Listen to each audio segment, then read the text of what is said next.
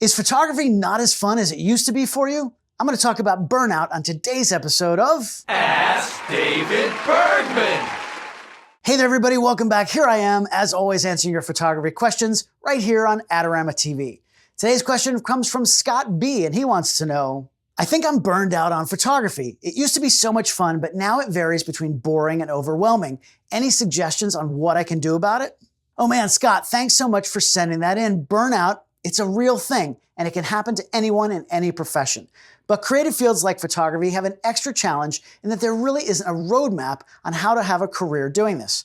Everyone just has to find their own way, so sometimes you feel like you're just floating out in the wind all by yourself.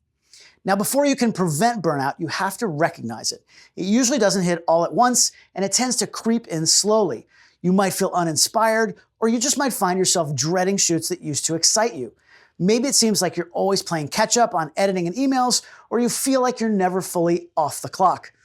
You see photographers living it up on social media, and you wonder if you're doing enough. These things are all early warning signs that something's a bit off balance. Burnout isn't just about being tired. It's about being emotionally drained and disconnected from the joy that made you pick up a camera in the first place. By the way, you might be wondering why I'm out here instead of in my studio in New York City. Well, I'm currently on the road with Luke Combs, and we have a 3-day gig here in Florida. So it's a little bit of a tropical look for me today. But spending time outside certainly does help revitalize you if you're feeling down, but that alone will not prevent burnout. With the full disclosure that I'm certainly not a mental health professional, I do have 10 suggestions for you of things that you can do or think about when you start to feel yourself going down that path. Number 1, know your why. Everything starts with remembering why you became a photographer in the first place. Maybe it's about telling stories, capturing emotion, or freezing a moment that'll never happen again. When the business side starts to take over, your why can get buried under deadlines, gear upgrades, and client demands. Taking the time to reconnect with that reason gives meaning to the work, and it helps you push through the tough stretches. If you know your purpose, it becomes much easier to say no to the things that don't serve it. Number 2, just say no.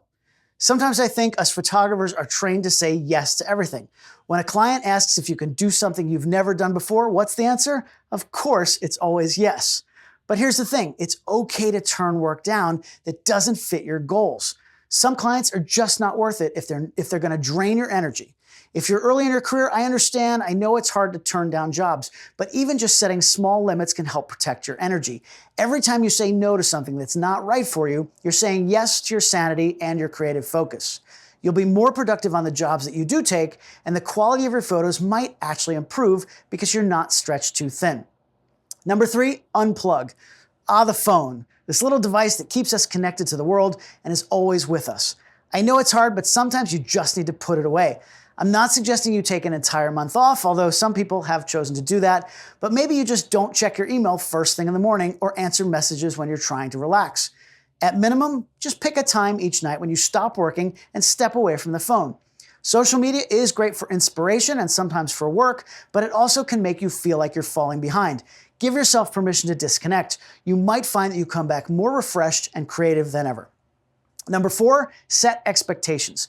Photography looks exciting from the outside, but the truth is, a huge part of the job happens behind the scenes.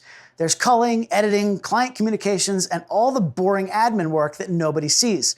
Knowing that, you should adjust your expectations about what a creative career looks like. No one is out there doing the fun stuff 100% of the time, not even me. Accepting that from the start helps you avoid disappointment later. The good news is that the behind-the-scenes work is what allows the creative side to exist. When you think of it as part of the process instead of a burden, it becomes a lot easier to handle. Number 5, set small business goals. Big goals can be inspiring, but they can also be overwhelming. Instead of focusing on huge gains, break your goals into smaller steps you can actually hit. Maybe you aim to bring in 1 new client a month, or you tweak your workflow just a bit to make it more efficient. Every small win gives you a sense of control and forward motion, and that momentum helps keep you motivated. Burnout often comes from feeling stuck, so having small, achievable goals is one of the best ways to keep yourself moving in a healthy direction. Number 6, delegate. If you're buried under editing, scheduling, or paperwork, it might be time to bring in help. Outsourcing doesn't mean you're lazy, it means you're building a sustainable business. Every successful enterprise does it. Hire an editor, a studio manager, or even use tools like AI to lighten the load. Once you have more time, you can focus on the bigger jobs that pay better and fit your goals.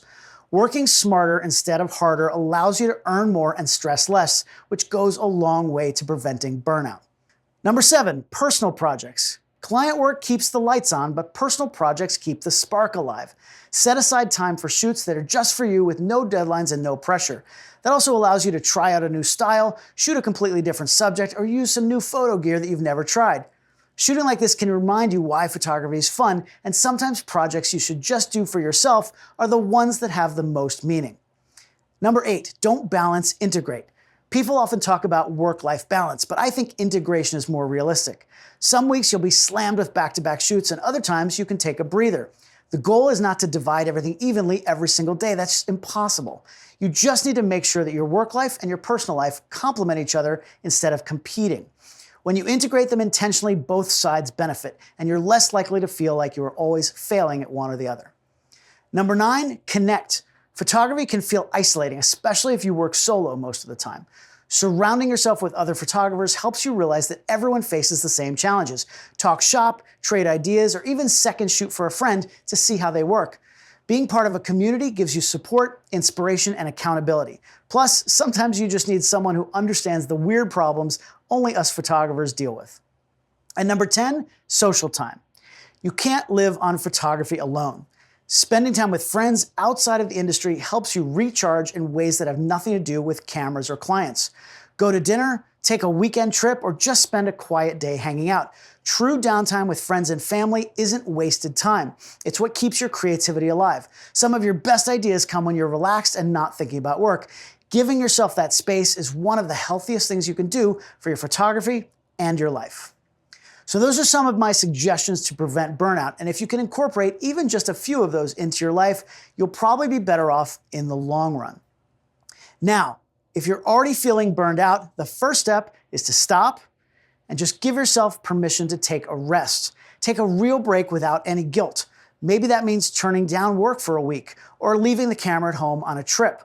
Use that time to recharge mentally and physically. Talk to friends who understand what you're going through. Sometimes just saying it out loud actually helps. And look, if it's really bad, if you're exhausted, anxious, or depressed, do not hesitate to talk to a professional. Photography as a career can be challenging, and there's no shame in asking for help. Once you start to recover, you can rebuild your routine around the things that bring you joy again. So Scott, I hope that helps, but I also want to hear from all of you out there. What do you do to keep things fresh and exciting when you start to feel like you might be burning out? Let me know down in the comments below, and maybe your techniques will inspire some of your fellow photographers. Along the same lines, I did a video a number of years ago about a very common issue that all of us creatives deal with called imposter syndrome. If you feel like you're lacking some confidence in your work, check out that video for some tips that might help. Thanks so much for watching Adorama TV. I do appreciate it. I'll see you next time right here on Ask David Bergman.